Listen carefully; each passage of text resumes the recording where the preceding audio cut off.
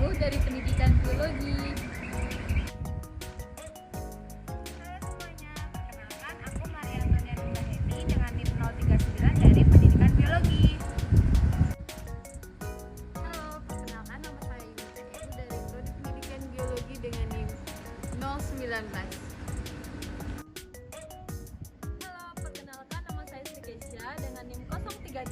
Dari Prodi Pendidikan Biologi. Halo, perkenalkan nama saya Veronica Pursurbakti dengan NIM 030 dari Prodi Pebio. Kak, podcast ini bahas apa ya, Kak? Di video kali ini kita akan membahas tema kedua, Apa tuh, Kak? agama dan tubuh. Selamat menyaksikan. Halo guys, kembali lagi bersama saya Mita dan teman saya Cicilia. Jadi di sini kita akan menemani kalian beberapa menit ke depan dengan membahas tema Agama dan tubuh. Jadi Ci, kemarin teman gue tuh curhat, dia tuh sering merasa insecure ke teman-teman sekitarnya. Kayak dia insecure tuh tentang fisiknya, dia merasa berbeda gitu dari teman-temannya.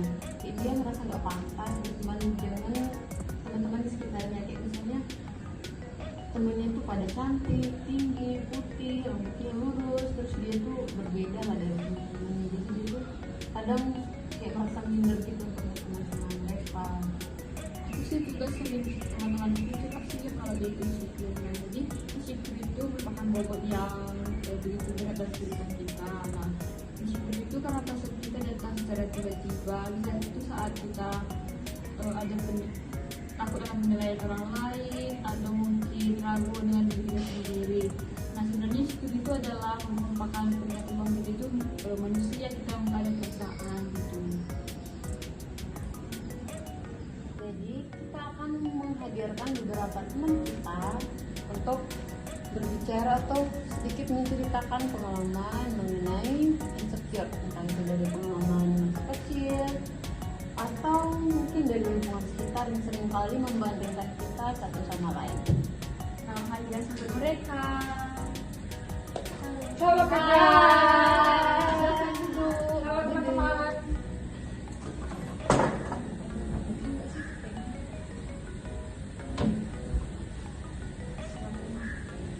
Terima kasih, Mbak. Makasih, Mbak.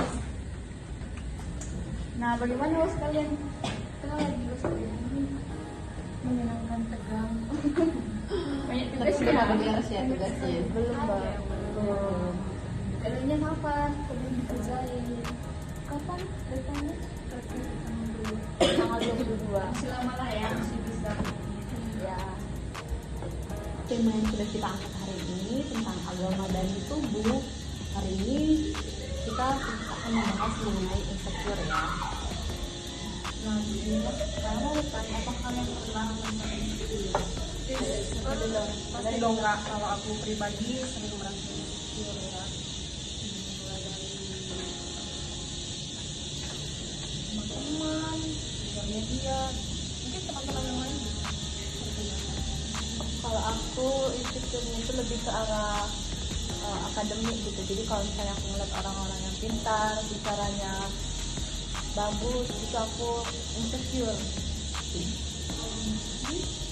Aku mungkin sama kayak ya, tapi kan kalau saya kan dari teman-teman, kalau aku dari keluarga aku sendiri. Jadi kayak kalian sering merasa insecure tuh kadang tentang fisik, kadang tentang intelektual juga. Iya mbak. Ya pada umumnya nggak cuma cewek aja sih yang merasa insecure. Banyak kan orang tuh merasa Semua sih merasa insecure ya. Yang paling banyak tuh paling tentang fisik dan intelektual. Oke, lanjut ya. Kalian tuh sejak kapan sih merasa insecure? Mungkin sejak SD atau mungkin SD udah pernah merasa insecure, SMP, SMA, atau siapa dulu yang ada? Boleh? Kalau aku sih mulai dari SMA, kelas 11. Kalau mbaknya? Kalau saya sendiri tuh sering merasa insecure ya. Di sejak dulu SMA nggak punya sih mau. melihat orang cantik, nggak peduli menurut di mataku ini semua sama, tapi setelah aku lihat ya sering insecure.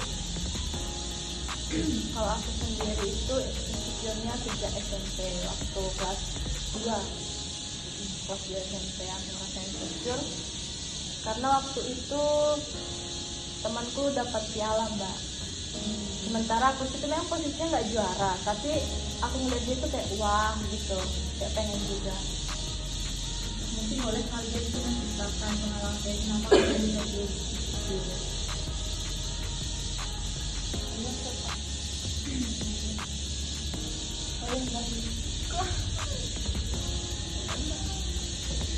Jadi kan aku kan insecure kan dari keluarga gitu ya. Jadi aku ini punya seorang kakak, dia itu terbilang udah sukses. Dan karena terpaut jaraknya umur aku dan kakak aku itu lumayan jauh, yaitu 10 tahun. Dan aku kan di sini kalau udah ngeliat kakak aku itu udah kayak tinggi banget gitu loh. Udah suksesnya, udah jadi guru di situ. Terus udah berkeluarga juga, bisa menghasilkan uang yang ya mencukupi gitu. Nah lalu nggak cuma itu, kalau studinya masku itu juga terbilang mulus gitu, rankingnya di atas, terus dapat sekolah favorit, terus udah S2 juga, dua-duanya di PTN. Jadi mungkin tertekan sih enggak ya, dari keluarga tuh nggak ada tekanan sama sekali, cuma karena kan ya kok aku gini gitu, sedangkan masku bisa melampaui itu gitu, bisa mencapai hal itu, kok aku nggak bisa gitu. Ya mungkin saya juga sama sih yang tadi disebut saya sama Mbak ini. Saya juga pernah menceritakan sama kakak saya karena dia juga pendidikan itu kan kabur juga sampai bisa bilang dari TK sampai kuliah itu dia negeri. Sedangkan saya kemarin sempat jadi juga, jadi kayak sedikit dengan juga sama kakak saya. Kalau kalian itu ini sudah di Kalau saya itu tadi kan waktu SMP ya. Nah, jadi waktu SMP itu kan ada ranking. Nah, ranking itu kan ada ranking kelas gitu. Nah, kebetulan ada satu sahabat saya, dia itu ranking 1 di kelas. Kan dia dapat piala, dia dapat servis, dapat piala, dia dapat tepuk tangan gitu. Kemudian waktu di lapangan itu diumumkan lagi. Jadi juara umumnya dari kelas 1, kelas 2, kelas 3 itu teman saya juga, teman saya yang satu kelas tadi. Terus waktu kami pulang itu kayak kan sekolah saya kan agak masuk ke dalam gitu ya. Kemudian waktu di jalan itu kayak ibu-ibu itu bilang, keren kali, wah siapa nama kamu siapa gitu kayak apa ya, orang itu kayak excited ngeliat dia karena dia bawa piala yang sumpah itu kayak bertingkat-tingkat gitu Mbak. Dan itu saya merasa kayak wah kayak enak kali ya, kayak gimana ya bangganya orang tuanya gitu. Sedangkan saya kayak sedangkan saya itu kayak belum pernah kayaknya melakukan hal kayak gini buat orang tua saya bangga. Mungkin itu kalau saya lebih ke fisik ya Mas. Setelah saya kuliah saya kayak kadang kayak tanyain skincare-nya apa gitu kan. Terus tak buatin juga kayak diriin skincare-nya, tapi kayak memang nggak bisa, udah keturunan gitu kan. Terus setelah saya kayak kadang beribadah, kadang mendengarkan firman, kadang ada pembelajaran agama gitu, itu salah satu kayak sumber support buat saya biar saya itu nggak merasa insecure gitu. Tapi untuk saat ini insecure di diri saya masih lumayan masih ada, tetap ada gitu. Jadi aku setuju sama Pero karena aku juga pernah kan aku umat Kristiani gitu kan, pernah juga mendengar kata-kata tubuhmu adalah bait Allah. Sedangkan kan banyak kayak kita lihat teman-teman kita yang sekarang oplas, apalagi kayak suntik putih atau apa gitu, sedot lemak, sedot lemak. Seakan-akan mereka tuh kayak kurang mensyukuri apa yang ada pada diri mereka. Jadi dari firman Tuhan itu kayak kami itu belajar apa yang ada pada kita diri, apa yang ada pada diri kita saat ini, yaitu anugerah dari Tuhan kayak gitu. Tadi kalau Vero tuh sampai sekarang dia mungkin masih merasa insecure ya. Kalau Cynthia sama dia sendiri, kan kemarin kan tadi insecure-nya tuh dari SMP atau dari TK gitu kan. Kalau sekarang masih merasa insecure gitu, nggak sering merasa insecure atau kadang setiap hari merasa insecure?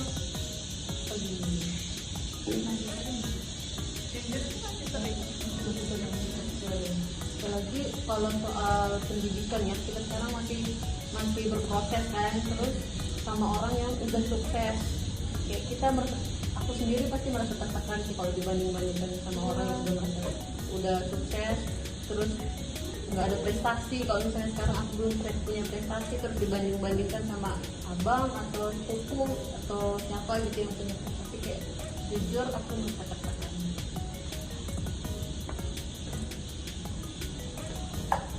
Nah, sebagai generasi kita, apakah kalian insecure apa yang dibikin dari situ?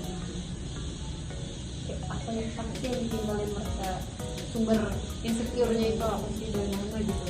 Kalau misalnya Gen Z kan saat ini kan berbasis teknologi gitu kan. Jadi tiap hari baru bangun tidur yang dibuka itu handphone, terus kita ngeliat kan biasanya buka WhatsApp atau buka Instagram, atau yang sekarang itu kan yang lagi keren-kerennya TikTok gitu. Terus yang kita lihat itu kalau nggak orang cantik, orang pintar gitu, kayak mereka belajar di mana sih, apa sih yang mereka pelajari, terus apa sih yang mereka lakukan kok bisa secantik ini gitu. Terus kenapa kita nggak tahu? Iya, kenapa kita nggak bisa Kayak gitu kan? Terus standar kecantikan di sini kan agak ngeri gitu. Terus kayak apa sih? Itu kalau menurut desainnya harus apa, putih, tinggi, rambutnya air, ini turun tinggi langsing. Jadi kita sebagai manusia biasa ini kadang bingung yang harus menggapai standar atau apa ya, bingung gimana kita harus menyesuaikan apa sih penilaian orang yang bagus tuh tentang kita. Kadang kita tuh terlalu memikirkan penilaian orang. Iya, kalau dari pengalaman saya pribadi kan sering main TikTok kan. Nah di TikTok itu ya kayak yang dibilang teman-teman tadi, harus bingung gitu, kayak cantik putih gitu kan.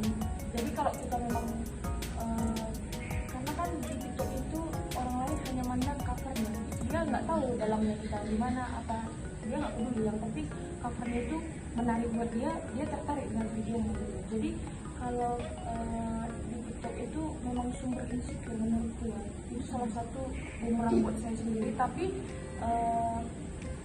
apa ya, kalau kita menggunakan TikTok itu dengan baik, itu akan bermanfaat buat kita juga. Jadi insecure itu sebetulnya kembali ke diri kita pribadi sih. Kalau kita kalau kita merasa itu menjadi beban buat kita, ya tetap berpikir positif aja, biar kita itu nggak merasa insecure. Tapi dia keren loh mbak, dia selebgramnya, dia udah banyak followers.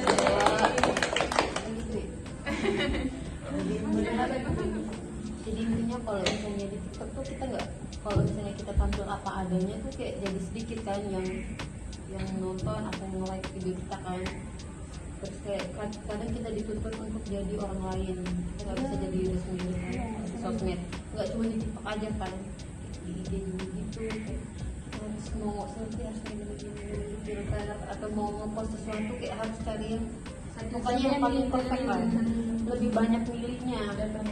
Ujung-ujungnya ngepostnya foto satu aja, terus yang ngeblur siapa sih yang milih foto itu 1 jam. Jadi kita kadang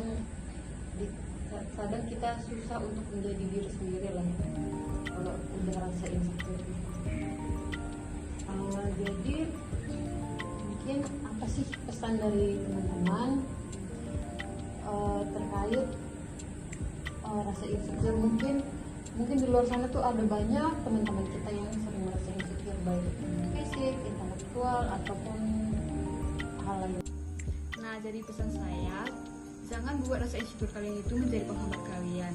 Buatlah rasa insecure itu menjadi salah satu motivasi untuk bersyukur karena apa yang kalian miliki. Nah, jadi pesan saya untuk teman-teman yang ada di luar sana terkait insecure, buatlah standar diri kalian sendiri, jangan jadikan standar orang lain terhadap kalian menjadi standar kalian. Kalian harus punya kalian harus punya pendirian terkait diri kalian sendiri, jangan jadikan penilaian orang, standar orang jadi pegangan kalian. Jangan insecure lagi.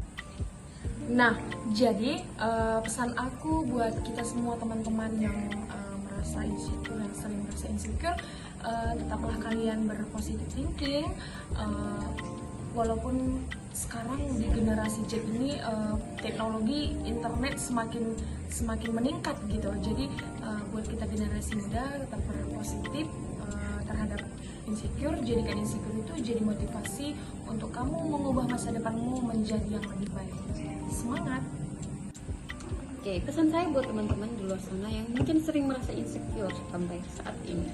Kalau menurut saya ya, kita patut bersyukur dengan apapun yang kita miliki. Jangan jadikan insecure itu sebagai beban dalam kehidupan kita. Tetap menjalani hari-hari kita seperti biasanya, tidak perlu memikirkan penilaian orang tentang diri kita. Kita diciptakan sempurna seperti yang sudah dikasih oleh Tuhan. Jadi tetap bersyukur, tidak perlu insecure, tidak perlu memikirkan apapun tentang penilaian orang. Itu saja. Semoga video ini bermanfaat bagi kita semua.